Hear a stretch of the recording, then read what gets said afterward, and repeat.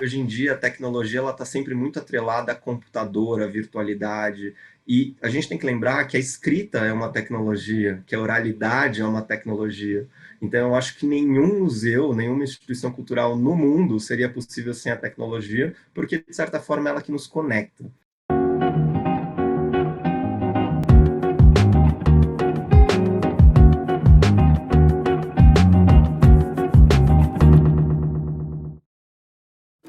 A gente reclama que as pessoas não visitam museus e tudo mais, mas, de certa forma, o papel do museu não é simplesmente guardar coisas antigas, mas é falar sobre o presente a partir do seu olhar e a partir do seu acervo. Então, como é que a gente quer falar com o público que se localiza e se utiliza de ferramentas digitais o dia inteiro, se a gente não as utiliza também? Como que essas tecnologias ajudam? Elas ajudam nisso, né? Com atraindo mais público para o museu, e possibilitando para ele uma experiência de maior qualidade. Posso ter, sei lá, telas, né, ou dispositivos eletrônicos que auxiliam, né, no entendimento do objeto ou que auxiliam na narrativa da exposição, como eu posso também ter ferramentas tecnológicas, né, plataformas de difusão de informações que prolongam essa experiência presencial. Eu posso ter exposições virtuais, digitalização da expografia para a experiência, né, de circular no museu por meio virtual, realidade aumentada, enfim, tem todo um arcabouço tecnológico quando a gente fala de tecnologia e museus. Eu acho que a gente ainda está engatinhando nesse sentido, porque o que muitos museus têm feito é não criar atividade nato-digitais, mas tentar transpor para um universo virtual aquilo que faz presencialmente. E não necessariamente isso vai funcionar. Então, você fazer uma atividade educativa virtual não é você pegar o seu roteiro e colocar ele em PDF, mas é você pensar em uma atividade que aconteça virtualmente. Da mesma forma que você simplesmente digitalizar peças do seu acervo e colocá-las online, não constitui uma exposição virtual, mas você tem que pensar na expografia, você tem que pensar no aspecto imersivo, da mesma forma que você estivesse preparando a sua galeria dentro do seu museu.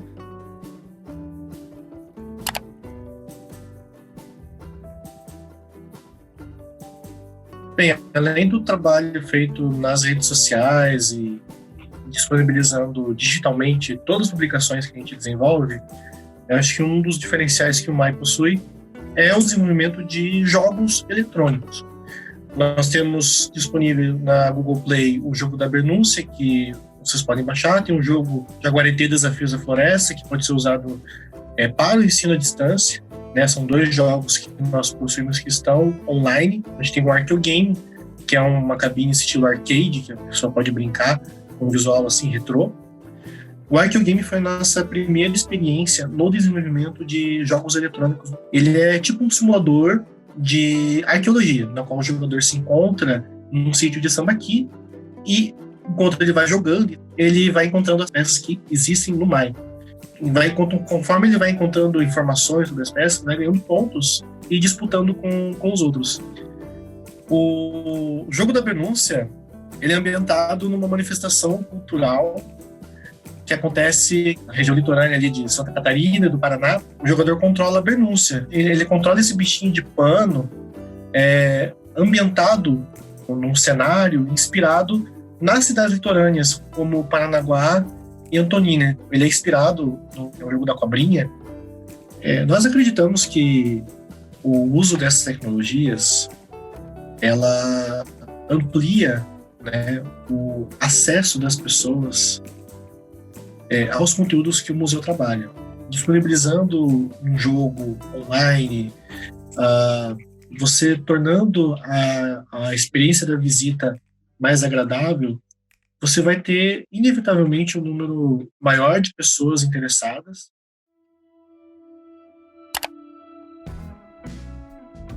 O projeto Tainacan é um projeto de desenvolvimento de uma ferramenta tecnológica, né, voltada para o inventário, a catalogação e a difusão de acervos museológicos. Ela é uma ferramenta tecnológica de suporte para a documentação, né, dos acervos das instituições. A plataforma é livre, já está disponível no site do projeto, é disponível para download, com instruções, com informações, com manuais sobre o uso, e toda a parte de suporte e orientação pode ser dada também pelo Instituto Brasileiro de Museus. Ela tanto serve para o usuário interno, ou seja, a equipe do museu poder utilizar aquela ferramenta para fazer a gestão dos seus objetos, como também para o público externo conhecer os objetos que compõem o acervo da instituição. Então, às vezes você visita um museu e você conhece, sei lá, 200 objetos, mas na verdade a coleção dele é composta por 1000. E aí você tem, por meio de uma plataforma tecnológica, a oportunidade de conhecer esses 1000 objetos. A partir disso, alguns museus começaram a desenvolver exposições virtuais, por exemplo, o Museu de São João del Rei, né, aproveitando da ferramenta Tainacan, pensou todos os oratórios que eles tinham no acervo e montaram uma exposição virtual chamada Oratórios. Ou seja, nesse período de isolamento, mostrou que o museu não está fechado, que as atividades continuam. Um outro caso interessante é o caso do Museu do Diamante. Utilizando da linguagem dos memes, ele fez uma série de postagens, né? Colocou, por exemplo, 3 ferros de passar e colocou vai passar. Fez uma montagem lá com alguns objetos do acervo e aí colocou quem é você no acervo do Museu do Diamante. Um anjo de retábulo, porque tem carinha de anjo, mas vive dando flechada. Ou um baú, que é imponente por fora, mas por dentro é um mala. E aí coloca aquelas informações assim, cômicas, né, bem típicas da linguagem da internet, né, da linguagem dos memes, fazendo um link, conheça mais o nosso acervo, e aí coloca o link, né, do repositório para as pessoas poderem acessar as informações sobre esse acervo. A gente observou que com essas estratégias o museu até cresceu no número de usuários online, né, no número de visitantes, que é muito interessante.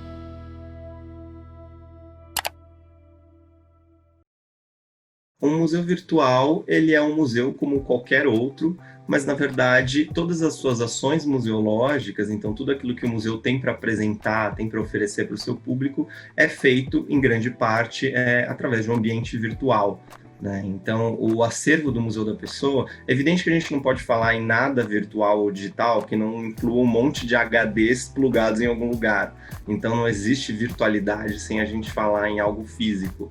Né? Então, o próprio Museu da Pessoa tem uma casa onde fica a sua reserva técnica, onde ficam as mídias analógicas e tudo mais. Mas todo esse acervo é digitalizado e o que é disponibilizado ao público é uma versão digital, né, através da nossa plataforma. A diferença de um museu físico para um museu virtual é que no museu físico você sai da sua casa, você pega um carro, um transporte público e vai até uma casa, um grande prédio e adentra nesse espaço. No museu virtual você digita ali no campo o nome, no caso www.museudapessoa.org, e você já cai dentro desse museu. Então a nossa casa se dá em uma plataforma virtual. Eu acho que o principal aspecto do Museu da Pessoa, a premissa, o principal valor é a questão da colaboração. Então, é um museu onde todo mundo pode fazer parte. Né? Existe uma ferramenta chamada Conte Sua História, onde qualquer pessoa que tem interesse em registrar a sua ou a história de alguém da família, enfim, pode ir lá e contar essa história, enviar fotos, enviar documentos, e aí essa pessoa passa a fazer parte do acervo da instituição. Eu acho que o grande benefício de você trabalhar em um museu virtual é você conseguir alcançar as pessoas de uma forma mais direta, né? É evidente que isso tem um paradoxo, porque ao mesmo tempo em que o Museu da Pessoa é um dos únicos museus que continua aberto, e sempre esteve aberto 24 horas por dia em qualquer lugar que tenha acesso à internet, por outro lado existe um desafio muito grande de você fazer com que o público perceba que ele está entrando em um museu e não em um portal de notícias, por exemplo, ou um portal de conteúdo. A gente não faz ideia de onde vai chegar o uso do nosso acervo e do acesso que ele tem. Tem, por exemplo, pessoas que acabam encontrando familiares que fazia tempo que não via, né? Então, também tem essa dimensão muito pessoal. A gente tem histórias engraçadas no sentido de pessoas que vão e contam uma história do grande amor da vida deles. E aí essa história vai depois ficar em acesso para o público. Dá alguns anos, essa pessoa liga para a gente e fala: cara, pelo amor de Deus, eu não tô mais com aquela pessoa, e a minha atual parceira ou parceiro joga meu nome no Google e vê que eu tô fazendo uma declaração. Será que vocês me ajudam? Tem como tirar esse pedaço? Né? Então, a gente está lidando com histórias de vida, né? Somos seres em constante transformação, então isso acontece.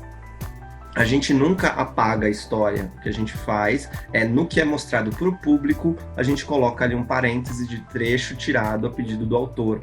né? Porque já aconteceu de anos depois, a pessoa voltou com aquele amor que tinha rompido e quer que aquela história fique novamente no ar. Então, muitas vezes as pessoas acessam o conteúdo que elas contaram há anos atrás e muitas vezes elas nem se enxergam mais naquilo e falam, nossa, exagerei, nem foi assim, coisa do tipo. Então é muito engraçado. A gente sempre considera a entrevista como um retrato da pessoa, de como ela se constitui naquele momento. Eu entendo isso como um caminho sem volta. Não tem como a gente pensar numa sociedade sem tecnologia, né? Quando a gente trata sobre museus e uso da tecnologia, você tem que pensar em primeiro lugar no conteúdo que você está trabalhando, no universo que você quer levar, e depois você vai ver se aquela tecnologia é a melhor opção. Você não tem que ser um escravo da tecnologia. Ela tem que estar ali para auxiliar. Agora nós já sabemos como a tecnologia pode ser útil para aproximar os museus dos seus públicos. Mas será possível expandir ainda mais o acesso aos museus e seus acervos? Isso a gente confere no próximo episódio.